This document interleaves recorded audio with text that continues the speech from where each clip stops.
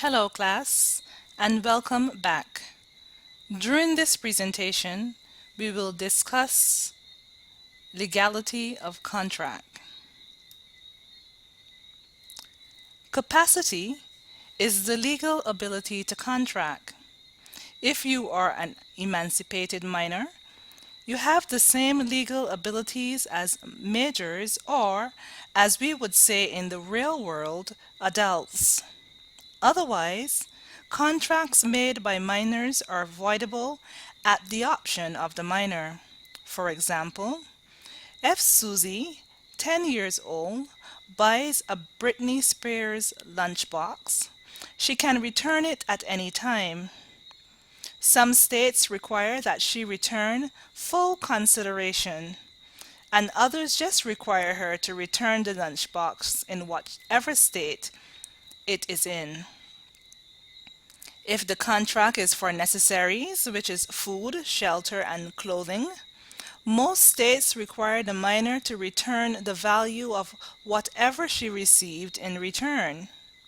Thus, if a minor rents an apartment, they really cannot void that agreement after 4 months and expect to get their money back. An apartment is a necessary. Now, if a minor makes a contract and affirms it once they reach the age of majority, they can no longer void it.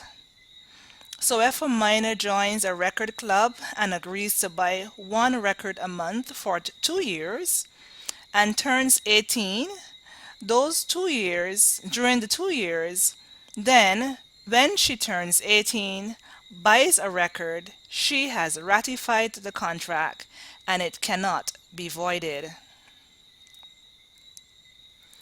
Contracts made by intoxicants are voidable at the option of the intoxicant if she did not know the consequences of her act.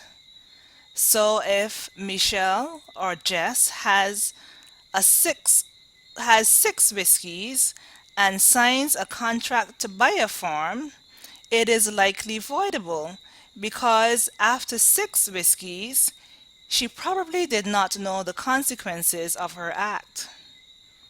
Also, contracts made by anyone who has been legally adjudged to be mentally incompetent are void. In practice, such persons have a court-appointed curator to handle business for them, including contracts. If a party is mentally incompetent but not legally adjudged to be so, it is voidable at the option of the mental incompetent.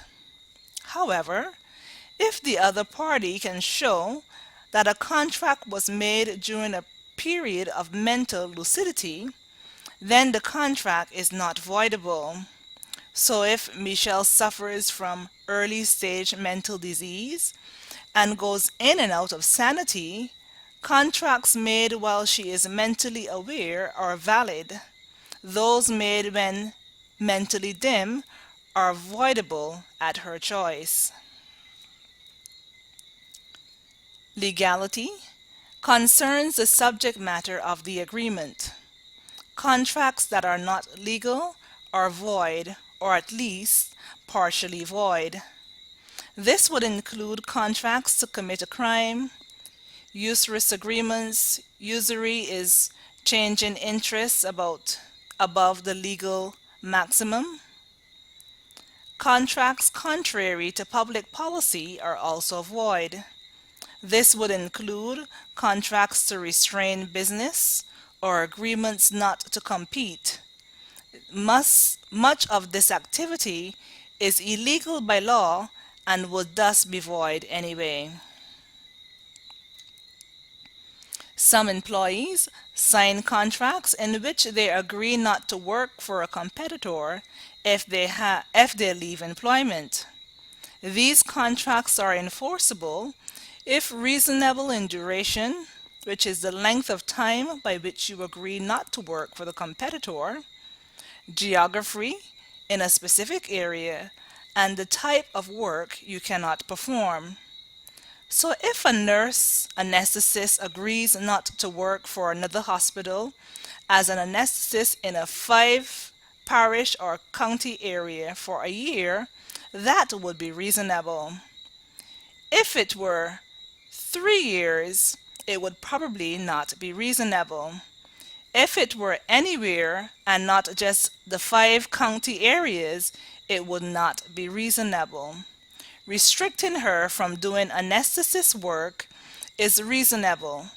Any nursing work is questionable, and any work at all would be unreasonable. Unconscionable contracts are contracts that strain the conscience, that are unfair or immoral. A contract of adhesion is a contract that is unfair and is written by one party who has superior bargaining power over the other. You see this in some standard form contracts. Other types of unconscionable contracts include contracts that are substantively unconscionable, such as taking advantage of someone who has inferior knowledge or education. The distinction between what is procedurally or substantively unconscionable is often blurry. The idea that ridiculously unfair deals in which someone is taking advantage of someone else are void. An exculpatory clause is a clause in which one party exempts itself from liability no matter who is at fault. The clauses are void. Courts address illegality in several ways. Sometimes the contract is void if the subject matter is illegal. The contract is void. Courts would not enforce it, nor will they rescind it if it is already performed. Of course, if one party was innocent, such as they transported boxes which contained contraband, they may be able to collect the delivery fee if they were innocent and just transported the boxes like any other product. If the subject matter is legal and the contract is divisible, which means it can be separated, the illegal clauses are void. So an exculpatory clause in an otherwise legitimate contract would just be stricken and the rest of the contract enforced.